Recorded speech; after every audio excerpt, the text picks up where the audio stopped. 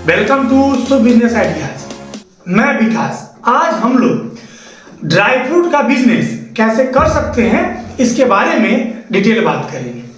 तो आइए सबसे पहले हम लोग जानेंगे कि ड्राई फ्रूट क्या होता है।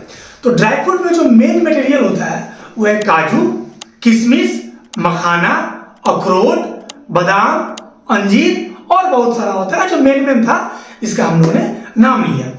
तो आइए हम लोग जानेंगे कि इसका बिजनेस कैसे कर सकते हैं। तो बिजनेस करने का इसका दो तरीका है, एक ऑफलाइन दुकान खोल के और दूसरा ऑनलाइन।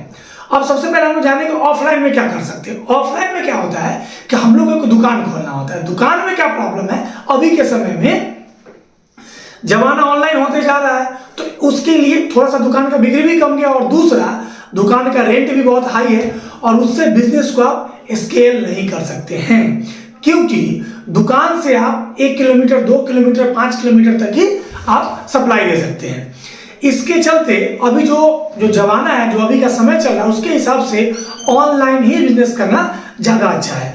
अब ऑनलाइन ड्राई फ्रूट का बिजनेस कैसे कर सकते हैं, इसका दो तरीका है। एक तो आप अपना वेबसाइट बना के, या दूसरा मार्केट प्लेस जैसे अमेजन पे, फ्लिपकार्ट पे, मीशो पे और बहुत सारा है, उस पर आप बेच सकते हैं। इसमें क्या होता है, आपको किसी भी दुकान वाले में क्या प्रॉब्लम है, डिसएडवांटेज उसको बोलते हैं कि उसमें आपको पॉश इलाका में अच्छे जगह पे आपको दुकान लेने की जरूरत पड़ेगी।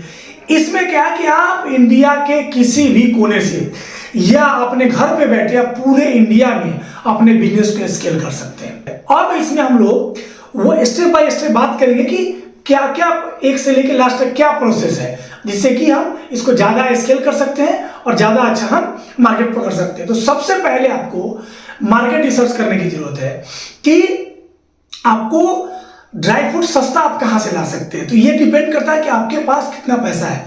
अगर आपके पास कम पैसा है तो आप अपने राज्य के जो राजधानी है वहां पे होलसेल मार्केट होता है बड़ी बड़ी, वहां से आप खरीद सकते हैं। जैसे अगर हम लोग बात करेंगे बिहार की, तो बिहार में पटना है, पटना सिटी में आपको बहुत अच्छा ड्राई फ्रूट अच्छे रेट में मिलता है।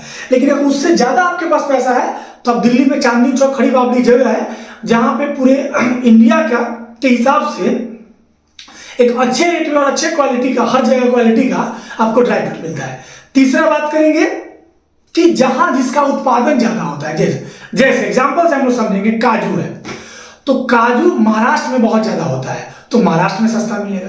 फिर किशमिश की बात करेंगे तो किशमिश भी महाराष्ट्र में सबसे ज्यादा होता है पूरे इंडिया में, तो वहां आपको सस्ता मिलेगा। लेकिन अगर हम बात करेंगे एलमंड का, अगर हम बात करेंगे अखरोट, वालनट का, तो ये आपको जम्मू कश्मीर में सबसे ज्यादा उत्पादन होता है।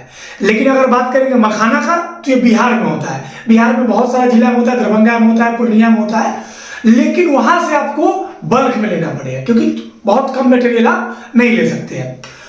अब आपको इसका रिसर्च हो गया। दूसरा आपको क्या करना है कि ऑफलाइन में तो आपको खुला हुआ दुकान में कस्टमर आके देख लेते हैं, लेकिन ऑनलाइन में ऐसा नहीं है। ऑनलाइन के लिए आपको पैकेजिंग बहुत अच्छा चाहिए। अगर आपका दिखेगा तभी आपका बिकेगा, नहीं तो मटेरियल तो आपका लोग के पास बाद में पहुंचता है। फ्लिपकार्ट में लोग क्या देखते हैं, अमेजन में लोग क्या देखते हैं, आपका पैकेजिंग देखते हैं।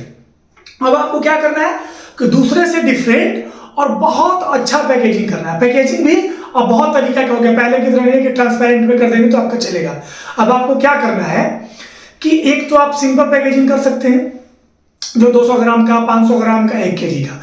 दूसरा अभी जीपर पैकेजिंग आ गया है जिसमें कि चैन लगा रहता है ऊपर से, जो कि कस्टमर के लिए रीयूज करने में उसको आसान होता है। डब्बा में रखने की जरूरत नहीं है, उसका चैन ओपन करते हैं, उसमें से निकालते हैं, फिर से पैक कर देते हैं। और तीसरा डब्बा का पैकेजिंग होता है। लेकिन अगर आपको अच्छे स्तर का करना है तो आपके पास जीपर वाला होना चाहिए, आपके पास डब्बा वाला होना चाहिए, आपके पास प्लेन वाला होना चाहिए।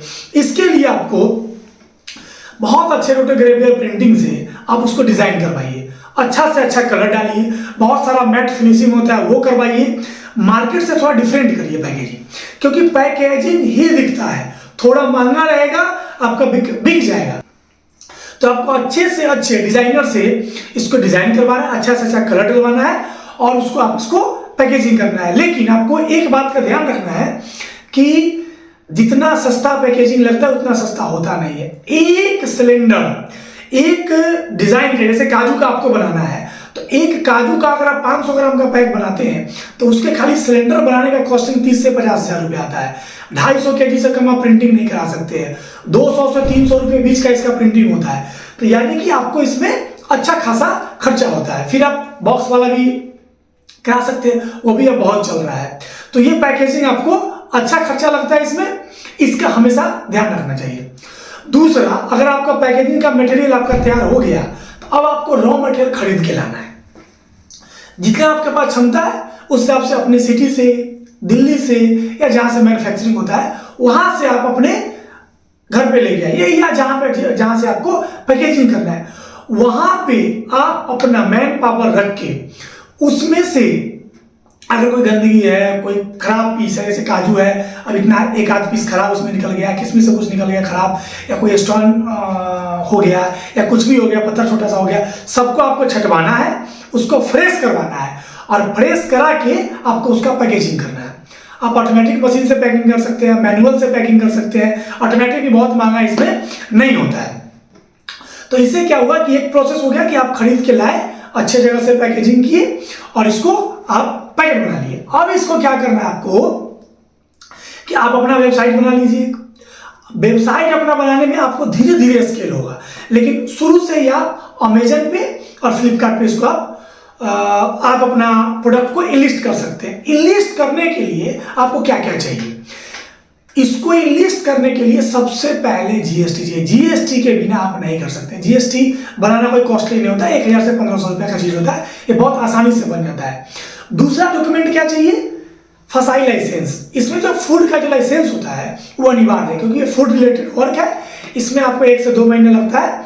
और दूसरा, आप अपना ट्रेडमार्क, आप अपने जो जिस नाम से अपना बेच रहे हैं उसका आप अपने सीए से ट्रेडमार्क बना लीजिए।